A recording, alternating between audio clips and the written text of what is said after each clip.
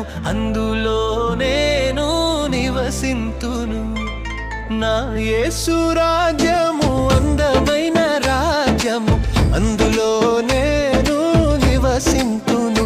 సూర్య చంద్రులు అక్కరలేని రాజ్యం, ప్రభువు క్రీస్తే వెలుగై ఉన్న రాజ్యం.